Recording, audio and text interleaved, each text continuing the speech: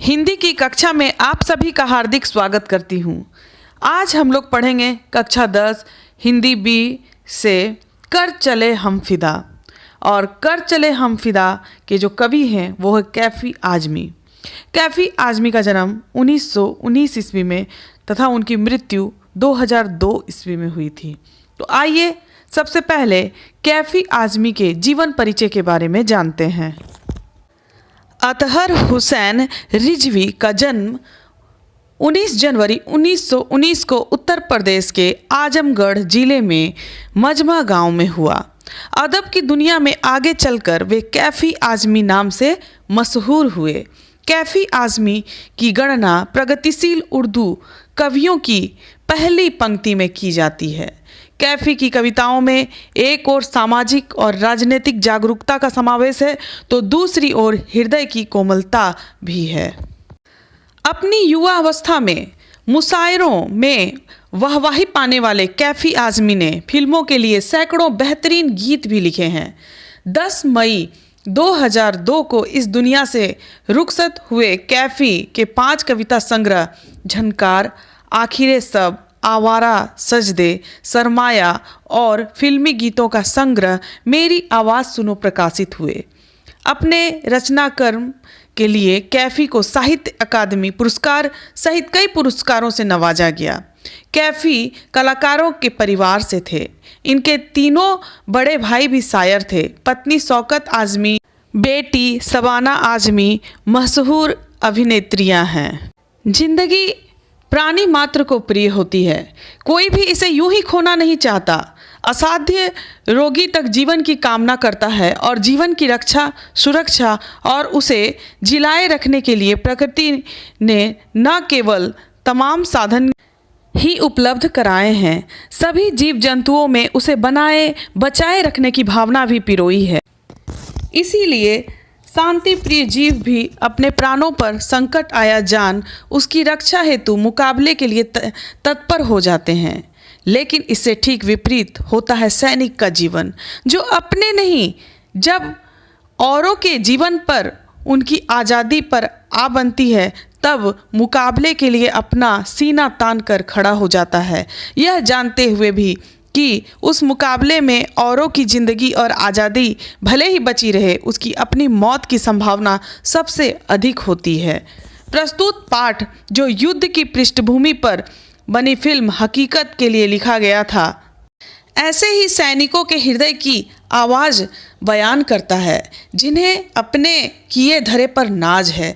इसी के साथ इन्हें अपने देशवासियों से कुछ अपेक्षाएं भी हैं, चूँकि जिनसे उन्हें वे अपेक्षाएं हैं वे देशवासी और कोई नहीं, हम और आप ही हैं। इसलिए आइए इसे पढ़कर अपने आप से पूछें कि हम उनकी अपेक्षाएं पूरी कर रहे हैं या नहीं। कर चले हम फिदा जानो तन साथियों, अब तुम्हारे हवाले वतन साथियों। कर चले हम फिदा जानो तन साथियों, अब तुम्हारे हवाले वतन साथियों। तो यहाँ पर जैसे कि हम लोग देख रहे हैं कर चले हम फिदा, यहाँ सैनिक अपने जान को फिदा अर्थात न्यौछावर कर देते हैं देश के लिए अपने प्राणों को त्याग कर देते हैं, समर्पित कर देते हैं और वो कहते हैं कर चले हम फिदा जानो तन साथियों, अब तुम्हारे हवाले वतन साथियों। अर्थात हमने अपने जो जान है उसे फिदा कर दिया है, इस देश के लिए कुर्बान कर दिया है और इस देश को अब तुम्हारे हवाले, तुम्हारे हाथों में इस वतन को, इस देश को छोड़कर जा रहा हूँ साथियों, हे भारतवासियों। सांस थमती गई, नब्ज़ जमती गई, फिर भी बढ़ते कदम को ना रुकने दिया। यहाँ पर सैनिक जब युद्ध भूमि में अंतिम सांसें ले रहे हैं उस वक्त कहते हैं कि सांस थमती गई, अर्थात उनकी सांसें थम रही हैं, नब्ज उनकी नाड़ियाँ भी रुक गई हैं, जम गई हैं, फिर भी बढ़ते कदम को ना रुकने दिया, फिर भी वो अपने बढ़ते कदम को कभी भी रुकने नहीं देते हैं। अर्थात मरते हुए भी उनके अंदर वो हौसला है, अपने वतन की रक्षा के लिए, अपने प्राणों को त्याग करने के लिए वे हमेशा तत्पर रहते हैं। कट गए सर हमारे तो कुछ गम नहीं, सर हिमालय का हमने ना झुकने दिया। यहाँ पर सैनिक कहते हैं कि अगर हमारे सर कट गए तो हमें कुछ गम नहीं, सर हिमालय का हमने न झुकने दिया। अर्थात अपने देश की गरिमा का, अपनी मातृभूमि का, अपने देश के सर को कभी भी हमने झुकने नहीं दिया, अपनी भारत माता में कभी भी हमने आँच आने नहीं दिया और हमेशा दुश्मनों से हमने टक्कर लिया। अपने जान को, अपने प्राणों की आहुति को देकर भी हमने देश की रक्षा की और कभी भी हमने अपने हिमालय के सर को झुकने ना दिया। अर्थात अपने भारत माता की प्रतिष्ठा के लिए सभी कुछ न्यौछावर कर दिया, कभी भी अपने वतन को किसी के सामने झुकने नहीं दिया। मरते मरते रहा बाकपन साथियों, अब तुम्हारे हवाले वतन साथियों।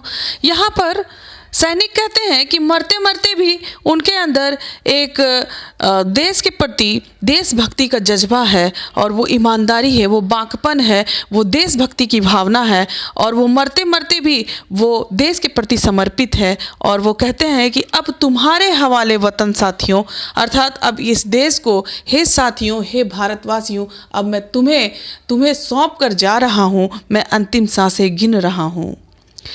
जिंदा रहने के मौसम बहुत है मगर जान देने की रुत रोज आती नहीं, हुस्न और इश्क दोनों को रुसवा करे वो जवानी जो खून में नहाती नहीं।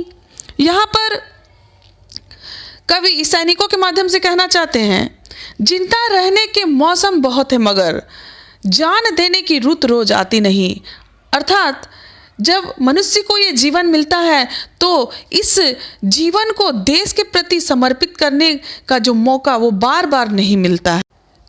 जो अपने देश के लिए अपने हुस्न अर्थात अपनी सुंदरता को और अपने इश्क अर्थात अपने प्रेम को, दोनों को रुसवा ना करे, अर्थात दोनों को समर्पित ना करे, वो जवानी नहीं है जो कि अपने देश प्रेम में अपने को बलिदान नहीं देती है, अपने देश के लिए अपने खून को ना बहाए, अपने देश के लिए समर्पित ना हो, वो देशभक्त नहीं कहला सकता है, वो सच्चा सैनिक नहीं कहला सकता है। और सच्चा व्यक्ति, सच्चा देश प्रेमी वही है जो कि हुस्न और इश्क दोनों को रुसवा करे, अर्थात जो कि देश के लिए अपने सुंदरता और अपने इश्क को त्याग करके अपने देश के प्रति समर्पित हो। आज धरती बनी है दुल्हन साथियों, अब तुम्हारे हवाले वतन साथियों। प्रस्तुत गीत के माध्यम से यहाँ पर कवि कैफी आजमी जी सैनिकों के माध्यम से कहते हैं कि ये धरती आज दुल्हन बनी है और इसकी रक्षा हमें करनी है और इसकी रक्षा करते हुए हम अपने प्राणों को त्याग कर रहे हैं और अब तुम्हारे हवाले वतन साथियों, और अब हम अंतिम सांसें गिन रहे हैं और इस वतन को तुम्हारे हवाले, इस मातृभूमि को तुम्हारे हवाले करके जा रहे हैं। राह कुर्बानियों की ना वीरान हो, तुम सजाते ही रहना नए काफिले, फतह का जश्न इस जश्न के बाद है, जिंदगी मौत से मिल रही है गले। यहाँ पर कैफी आजमी जी सैनिकों के माध्यम से कहते हैं कि राह कुर्बानियों की ना वीरान हो, अर्थात ये जो कुर्बानी सैनिकों ने दी है ये कभी वीरान नहीं हो सकती, ये कभी खाली नहीं जा सकती। तुम सजाते ही रहना नए काफिले, और यहाँ सैनिकों को कहते हैं कि कभी भी अपने हिम्मत को हारना नहीं और नए काफिले के साथ तुम निरंतर युद्ध भूमि में जमे रहना और देश के प्रति समर्पित रहना। फतह का जश्न इस जश्न के बाद है। जब एक सैनिक युद्धभूमि में युद्ध करते हुए अपने प्राणों को त्याग करता है, अपने प्राणों की जब बलि देता है, तो उसे भी वह जश्न की तरह मनाता है। वो मरता है भी तो वह जश्न मनाता है, मरने का जश्न मनाता है कि उसने अपने देश के लिए अपने प्राणों को त्याग कर दिया, समर्पित कर दिया। और वो कहता है कि इस जश्न के बाद फतह का जश्न है, अर्थात जीत का जश्न है। जिंदगी मौत से मिल रही है गले, और उस युद्ध भूमि में जो सैनिक का जीवन है वो जिंदगी मौत से गले मिलती है, और वो मौत से गले मिलकर मातृभूमि और देश की रक्षा के लिए हमेशा तत्पर रहते हैं।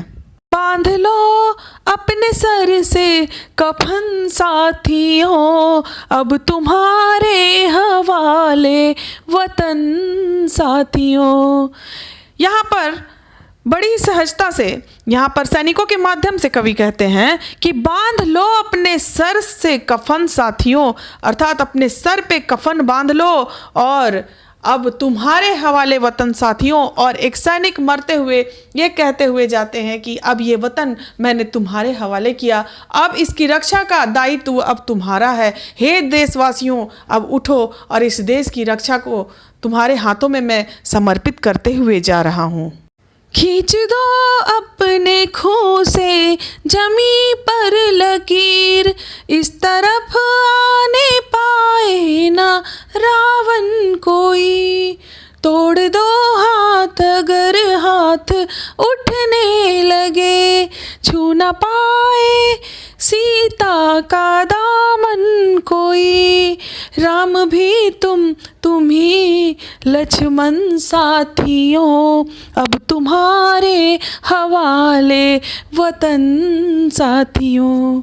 यहाँ पर कवि सैनिकों के माध्यम से कहते हैं कि खींच दो अपने खून से जमी पर लकीर, अर्थात अपने खून से जमीन पर एक लकीर खींच दो, जिस तरफ लक्ष्मण रेखा खींची गई थी कि रावण वहां आ ना सके। तो उसी प्रकार से एक लक्ष्मण रेखा इस जमी पर खींच दो, इस तरफ आने पाए ना रावण कोई, अर्थात हमारे देश में कोई भी रावण अर्थात कोई भी दुश्मन आ ना पाए।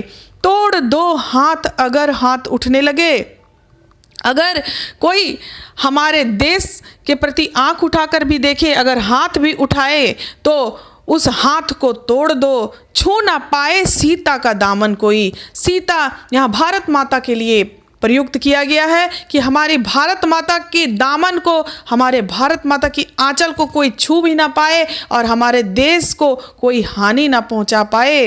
राम भी तुम ही लक्ष्मण साथियों, तुम ही राम हो और तुम ही लक्ष्मण हो और तुम्हें ही इस देश की रक्षा करनी है। हे देशवासियों, तुम्हें ही इस देश की रक्षा करनी है। हे साथियों, तुम्हें ही इस भारत माता की सुरक्षा करनी है। अब तुम्हारे हवाले वतन साथियों। एक सैनिक मरते हुए अपने देश को समर्पित करके जाता है देशवासियों को और कहता है कि हे साथियों, अब तुम्हारे हवाले वतन साथियों, इस वतन को मैं तुम्हें समर्पित करते हुए अपने प्राणों को त्याग रहा हूँ। इस प्रकार से हम लोग देखते हैं कि इस कविता के माध्यम से एक सैनिक के मन स्थिति का वर्णन किया गया है कि किस प्रकार से वो मरते हुए भी अपने देश के प्रति समर्पित रहता है और अपने प्राणों की आहुति देश के लिए देता है और अपने प्राणों को आहुति देते हुए वह गर्व महसूस करता है और वह अमर हो जाता है और हमेशा वो तत्पर रहता है अपने देश की सेवा के लिए और हमें भी यही करने के लिए प्रेरित करता है।